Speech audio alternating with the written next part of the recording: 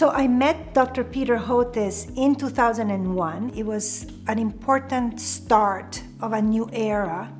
In fact, sometimes I even call it, the golden years for those of us who worked in neglected diseases, in pathogens that are afflicting a lot of poor people. And when we met and we knew all these forces that were changing in global health, like for example the Millennium Development Goals with very audacious goals to tackle infectious diseases, the notion of working in partnerships, that we had to adapt a little bit, the interaction between academia and the public and private sector, and being more inclusive, being more intentional. All these, ideas were popping out, ideas of open science. We thought that that was the best philosophy and the best guiding principles for our mission and our vision, to build a academic-based, ideally also linked with a hospital system, that would agree to advance technologies, but that would be technologies that would be suitable, affordable, safe, certainly, accessible for all. And that's really how it all started. It's a principle that requires you to be to predicate on open science, to share knowledge, and to in fact remove barriers such as limiting or even totally neglecting pursuing any intellectual property protections.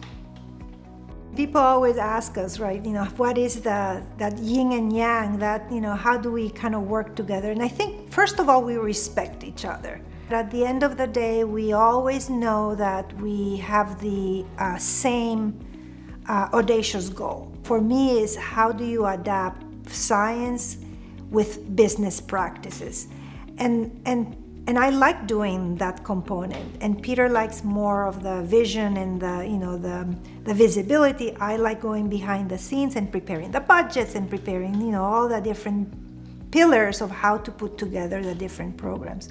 But I think for the best thing that we really do is that we kind of rely on each other. It's easy to say, let's dialogue, let's talk, let's listen, but there is, I think there is a science behind communication. There's, of course, the science of communication. And so we need to be more purposeful and more intentional of how we do that. So for me personally, how do I do it? I want to take advantage of my culture. The fact that I am, of a Hispanic Latino culture, so that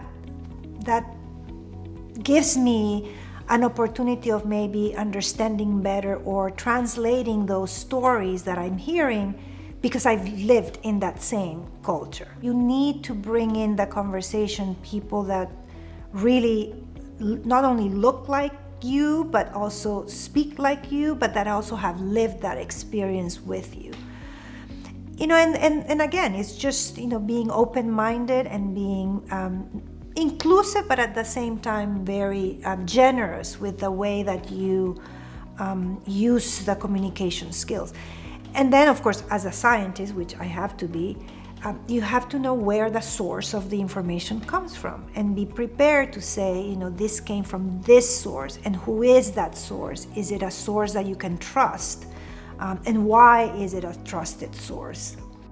When we landed in Houston, summer of 2011, the first thing, what do you do when you go to a new place? You try to find those who have the most affinity with you. And the immunization partnership was no-brainer, right? We worked in vaccines, we worked in developing new vaccines, but we needed to understand indeed what was the whole ecosystem of vaccines and vaccinations and immunizations here. The immunization partnership was a real anchor, a place where we could really find that trusted information, but then that we could not only help you, help others disseminate that information, and that's just powerful, right? Working together has made it a lot simpler for us, and I hope that our contributions as a board, and certainly our contributions just participating as many things that the Immunization Partnership does,